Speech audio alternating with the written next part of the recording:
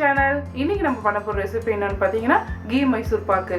அப்படியே வாயில வச்சுமே கரையக்கூடிய மைசூர் பாக்கை எப்படி செய்யறதுன்னு பார்க்கலாம் வாங்க.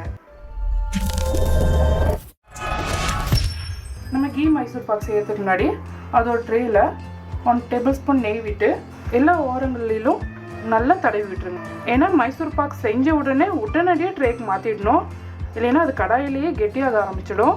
அதனால் ஃபஸ்ட்டு நீங்கள் ட்ரேவை ரெடி பண்ணுறது ரொம்ப முக்கியம். கீ மைசூர் பாக்கு செய்ய ஃபஸ்ட்டு ஒரு கடாயில் கடலை மாவு 1 கப் 250 கிராம். இந்த கடலை மாவை லோ ஃப்ளேமில் பச்சை வாசனை போகிற மாதிரி வறுத்துக்கோங்க. கலர் மாறக்கூடாது. அதே சமயத்தில் நீங்கள் கடலை மாவு வறுக்கும் போதே ஒரு லைட்டாக வாசம் வரும். அப்போவே நீங்கள் ஆஃப் பண்ணி எடுத்து வச்சிடலாம். ஒரு 2 நிமிஷத்துக்கு இந்த மாதிரி வறுத்ததுக்கப்புறமா அடுப்பை ஆஃப் பண்ணிவிடுங்க. பாருங்கள், கலர் மாறவே இல்லை. இது ரொம்ப இம்பார்ட்டன்ட். நம்ம வறுத்த கடலை மாவை ஒரு சலைடையில் போட்டு நல்லா சலிச்சிக்கோங்க. இந்த மாதிரி கட்டிகள் இல்லாமல் எல்லாத்தையும் நல்லா சலிச்சு எடுத்துக்கோங்க. அடுத்ததாக ஒரு கடாய் வச்சுக்கோங்க. நெய் 2 கப். எந்த கப்பில் கடலை மாவு அளந்தீங்களோ அதே கப்பில் 2 கப் நெய் அளந்துக்கோங்க. ஏன்னா இது கீ மைசூர் பாக்குங்கிறதுனால நம்மளுக்கு நிறைய நெய் தேவை. நெய் கொதிக்கலாம் தேவையில்லை. லைட்டாக சூடாகி இந்த எல்லோ கலர் போனாவே போதும். இது மாதிரி லிக்விடாக ஆனால் போதும். அவ்வளோதான். இப்போ எல்லாமே உருகிடுச்சு. இதை எடுத்து வச்சுருங்க. அடுத்ததான் ஒரு பவுலில் நம்ம வறுத்த கடலை மாவு எல்லாத்தையுமே சேர்த்துருங்க.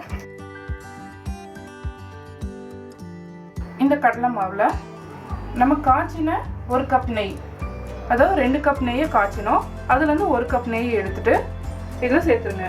கட்டிகள் இல்லாமல் இதை நல்லா கலந்துக்கோங்க. இந்த மாதிரி கட்டிகள் இல்லாமல் நல்லா கரைச்சிக்கோங்க. எவ்வளோ க்ரீமியாக இருக்குது பாருங்கள். அப்படியே நெய் மாதிரி ஒழுகுது. நம்ம கடாயில் டைரெக்டாக கடலை மாவு சேர்த்தோம்னா நிறைய கட்டிகள் விழும். அது ரொம்ப கஷ்டமாக இருக்கும் கலரும் போது. ஸோ இது ரொம்ப ஈஸியாக இருக்கும். இந்த மாதிரி கரைச்சதுக்கப்புறமா அடுத்ததாக ஒரு பேனில் சர்க்கரை 1 கப், கடலை மாவு அந்த கப்லேயே 1 கப் எடுத்துக்கோங்க. நான் இன்னும் ஸ்டவ்வை ஆன் பண்ணல. 3/4 கப் தண்ணீர் சேர்த்துட்டு ஒரு தடவை நல்லா கலந்து விட்டுருங்க. இதுக்கப்புறமா அடுப்பை ஆன் பண்ணுங்கள். ஃபஸ்ட்டே ஆன் பண்ணிட்டீங்கன்னா சர்க்கரை ஒரு மாதிரி முருகின மாதிரி ஆகிடும். இந்த மாதிரி கலந்ததுக்கப்புறமா ஆன் பண்ணி விடுங்க. இப்போ இது நல்லா கரைஞ்சி 2 கம்பி பார்த்தா வரணும். அது வரைக்கும் இந்த மாதிரி கரைச்சிக்கிட்டே இருங்க. இப்போ சர்க்கரையெல்லாம் நல்லா கரைஞ்சிருச்சு. இது நல்லா கொதிக்கட்டும். சர்க்கரை இப்போ நல்லா கொதிச்சு வந்திருக்கு. இப்போ பாருங்கள், அப்படியே நெய் மாதிரி ஒழுகுது. இது ஒரு கம்பி பதம். அடுத்ததான் இன்னொரு கம்பி பதம் வர வரைக்கும் கொஞ்சம் கொதிக்கட்டும். அடிக்கடி செக் பண்ணிக்கிட்டே இருங்க. ஏன்னா இது சீக்கிரமாக சட்டுன்னு 2வது கம்பி பதம் வந்துடும். இந்த மாதிரி வர மாதிரி நல்லா கொதிக்க வச்சுக்கோங்க. அவ்வளோதான். நம்ம கரைச்சி வச்சுருந்த கடலை மாவு மிக்சரை இதெல்லாம் சேர்த்துருங்க. இந்த பாகோட நல்லா கலந்து வர மாதிரி கலரி விட்டுட்டே இருங்க. அடுப்பை இதுக்கு மேலே லோ ஃப்ளேமில் வச்சுக்கோங்க. ஹை ஃப்ளேமில் வைக்க வேண்டாம். ஏன்னா கடலை மாவு சட்டுன்னு அடி பிடிச்சிரும்.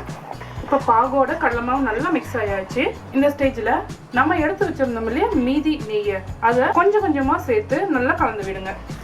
இந்த மாதிரி கொஞ்சம் கொஞ்சமாக சேர்த்து இதோடு நல்லா கலந்து விடுங்க. நெய் திருப்பியும் கடலை மாவு உறிஞ்சி கெட்டியான பதம் வரும். அதுக்கப்புறம் சேர்த்துனா போதும். எல்லாத்தையும் ஒரே சமயத்தில் சேர்க்கக்கூடாது. இப்போ கடலை மாவு எல்லா நெய்யும் உறிஞ்சிருச்சு. அடுத்த பேட்ச் நெய்யை சேர்த்துக்கோங்க. அடுத்ததாக 3வது பேட்ச் நெய்யும் சேர்த்துக்கோங்க. லாஸ்ட்டாக எல்லா நெய்யும் சேர்த்துட்டு 1 டேபிள் ஸ்பூன் மட்டும் வச்சுக்கிறேன். ஃபைனலாக எல்லா நெய்யும் சேர்த்துட்டு கலரி விட்டுட்டே இருங்க.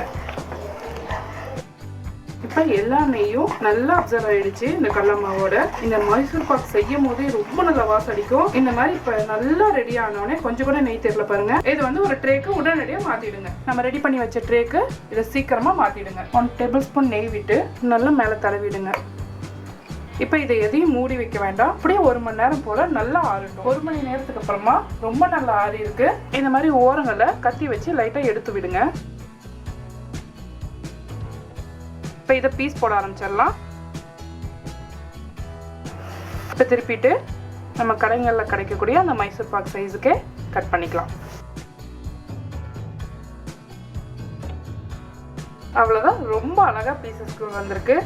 வா, கடையில் கிடைக்கக்கூடிய அதே மாதிரியான மைசூர் பாக்கு சூப்பராக இருக்குது. இது எவ்வளோ சாஃப்டாக இருக்குதுங்கிற ஒரு பிளேட்டிங் பண்ணிவிட்டு நான் உங்களுக்கு காமிக்கிறேன்.